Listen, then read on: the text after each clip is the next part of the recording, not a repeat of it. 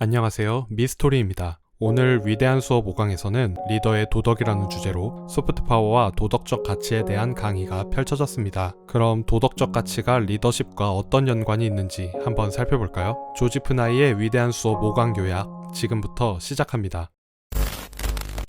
외교 정책에서의 도덕적 가치는 어떤 역할을 할까요? 도덕적 가치는 국가의 소프트 파워에 영향을 미칩니다. 사람들의 호감을 살 수 있는 도덕적 가치를 갖고 있다면 국가의 소프트 파워가 그만큼 강화되겠죠. 물론 어떤 사람들은 국제 정치에서 하드 파워가 소프트 파워보다 더 중요하다고 말합니다. 국익이 무조건 우선되어야 한다는 것이죠. 하지만 도덕과 국익은 따로 존재하는 것이 아니라고 조지프 나이는 설명합니다. 도덕적 가치가 곧 이익이 될 수 있다는 것이죠. 최근 미국의 두 대통령을 살펴보죠.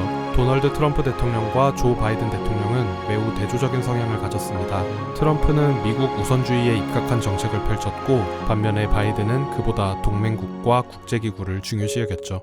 조 바이든 행정부가 출범한 후 가장 먼저 한 일 중 하나는 트럼프가 탈퇴한 파리기후협약과 세계보건기구의 재가입이었습니다. 대통령의 국익 수호는 대통령의 의무입니다. 따라서 트럼프가 미국의 국익을 위해 미국 우선주의를 외치는 것은 틀린 말이 아닙니다. 하지만 대통령이 국익을 어떻게 정의하느냐가 관건이죠. 여기서 리더의 도덕성 문제가 개입합니다. 트럼프는 국익을 좁게 규정하고 외교를 하나의 거래라고 생각했습니다. 손해를 보지 않는 것이 곧 국익이라고 생각했죠. 바이든은 아직 평가하기는 이르지만 트럼프보다는 좀 더 국익을 폭넓게 규정하는 것처럼 보입니다. 코로나 팬데믹 상황에서 바이든은 5억 회분의 백신을 전 세계에 공급하겠다고 약속했습니다. 미국 내 백신 접종이 완전히 끝나지도 않았는데 말이죠. 왜 그랬을까요? 여기에는 미국의 국익에 도움이 되는 4가지 이유가 있습니다. 첫 번째, 자국민의 건강입니다. 전 세계적으로 바이러스 감염률이 낮아지면 추후 있을 추가 상황에서 미국의 재확산 가능성이 낮아지죠. 두 번째는 미국의 도덕적 가치 수호입니다. 미국의 가치는 가난한 나라에 가난한 사람들을 돕는 것입니다. 그것이 미국인의 자부심이죠. 세 번째는 소프트 파워 강화입니다. 다른 나라들의 마음을 얻기 위해 도덕적 가치로 소프트 파워를 강화한 것입니다. 마지막으로 네 번째, 지정학적 이익입니다. 미국은 아시아 지역에서 중국과 경쟁할 때 백신 기부로 경쟁력에서 앞서가고 있습니다. 바이든은 미국의 국익을 더 폭넓게 생각한 셈입니다. 동시에 우리는 도덕과 도덕주의를 철저히 구분해야 합니다. 도덕주의는 겉으로만 도덕적인 말과 행동을 하는 척하는 것입니다. 조지 부시 대통령은 이라크를 침공했을 때 이라크와 중동 지역의 민주주의를 구축하겠다는 선의로 포장했죠. 하지만 선한 의도만으로는 부족합니다. 그 방법과 결과 역시 도덕적이어야 하죠. 도덕의 3요소는 바로 선한 의도, 옳은 방법, 그리고 좋은 결과입니다.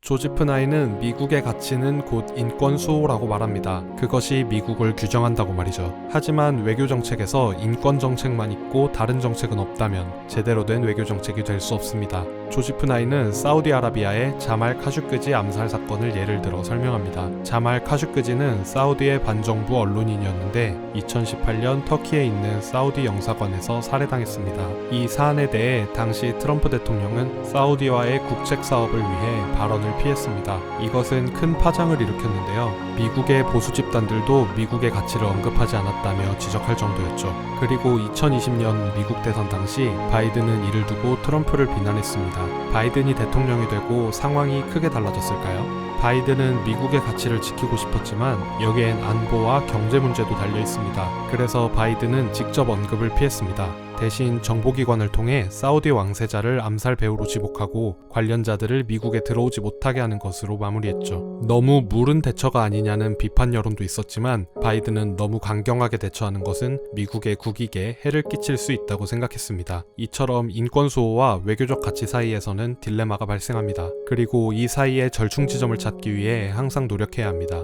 한쪽으로 100% 치우친 정책은 좋지 않습니다. 비슷한 예로 미국은 중국이나 러시아의 인권 문제를 다룰 때 역시 딜레마에 빠집니다. 중국의 위그르족 탄압이나 홍콩 시민 어감 문제, 그리고 푸틴의 정적 암살 등의 사안에서 미국은 각 국가를 어떻게 대해야 하는지 고민하고 있다고 조지프 나이는 말합니다. 외교 정책은 단순하고 간단한 문제가 아닙니다. 도덕적 가치, 특히 인권 문제와 외교 정책을 결합하는 것은 어려운 문제죠. 하지만 이를 부정한다고 해결되는 것은 아닙니다. 어려움을 공개하고 절충의 필요성을 고백해야 진전이 있을 것이라고 조지프 나이는 조언하며 이번 강의는 마무리됩니다. 조지프 나이의 오늘 강의는 실질적인 최근의 문제를 다뤘습니다. 그렇기 때문에 자칫 정치적인 발언으로 들릴 수 있죠. 하지만 이것을 정치적 스탠스의 문제로만 보기는 어렵습니다. 조지프 나이가 이야기하듯 어디까지나 범위 설정의 문제라고 생각합니다. 무조건적인 수용보다 우리의 상황에 맞게 이해하고 적용해 볼 필요가 있지 않을까요?